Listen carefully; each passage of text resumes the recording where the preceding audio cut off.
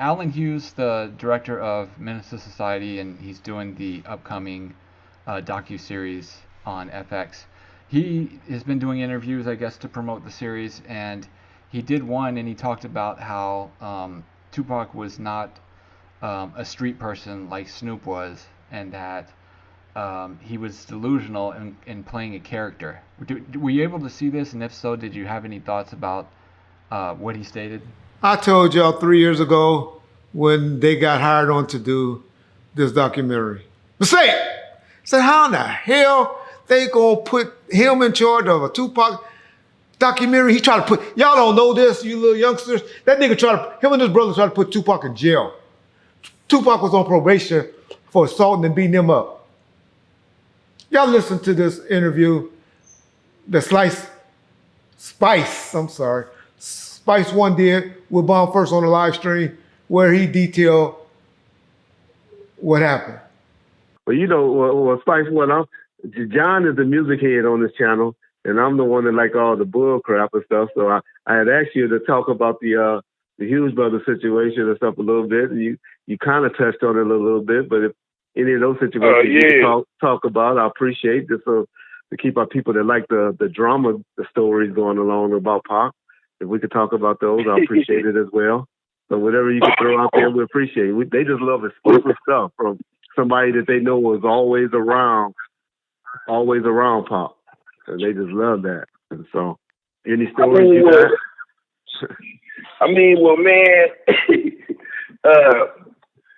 if you talking about the Hughes brothers at the video, it's crazy because, I got love for the Hughes brothers and it's cool and everything. But, the way things went and how it seemed like, Pac was taking shit. Things. Because it seemed like you pumped him on. It seemed like you the one pumped him up. Yeah, I was twisted, man. I was on the plane. I drunk like 5, Hennessy, little shots of them little Hennessy things, Jack Daniels or whatever it was on that plane. And I landed. I was tipsy. And he told me, he showed me the newspaper, and it said, that he had got fired from the set of the movie. And he was like, man, why didn't they just call me and tell me? Yeah. He's like, it's all in the newspaper. And he's like, man, this is embarrassing. This ain't cool. And he was pissed off, so, but he was like, I'm a whoop they, Yeah. And I'm like, you ain't gonna do nothing, man. You ain't gonna do that. Cause I was, I'm drunk. So I'm kind of like tipsy, and I'm like, man, you ain't gonna do nothing, man. You ain't gonna, he like, I'm gonna watch, just watch. And so I didn't know that they was gonna actually show up to the video. They had somebody else filming the video. Okay. So, and they just showed up to direct it or whatever. And I didn't know they was gonna show up. And I'm filming the video, and all I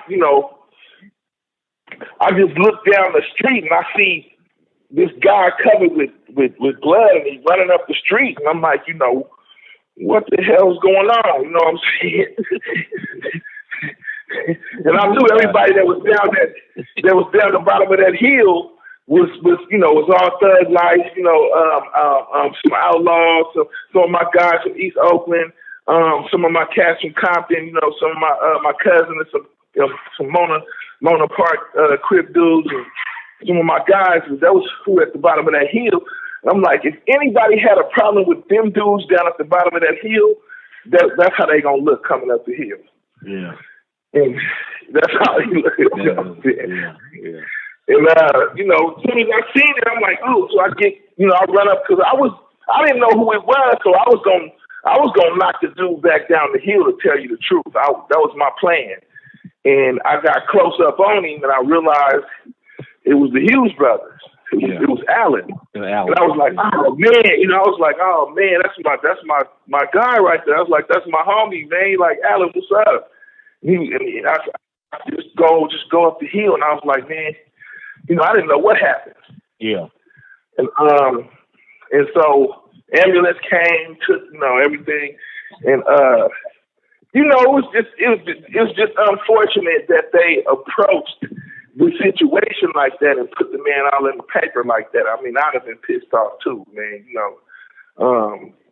That's embarrassing to do, but it didn't stop his movie career or nothing. But at the same time, that was they tried to dirty Mac him a little bit, but yeah. Okay, so y'all hear what Spice once said to what happened? Do that seem like a nigga that Tupac would want in charge of his documentary? I'm glad QD3 is involved, because I know he's involved with it, and so he's all good. But to have that nigga involved after he tried to put Pac in jail, y'all wrong for that. Y'all wrong, and I hope Seth see this, and they bring that up in court to show that the estate of Tupac Shakur don't give a fuck about Tupac legacy or his family. To let that man be involved in his documentary, putting out what we gonna project or believe about him. When a guy telling you in interviews he feels this way, y'all can already tell how this series gonna go. Can already tell. Man, it is so wrong. I'm real disappointed. Y'all know I've been a fan of Tom Wally and said that a person like that should have been in charge of the estate. Not saying he did any wrong with stealing. I don't know anything about that.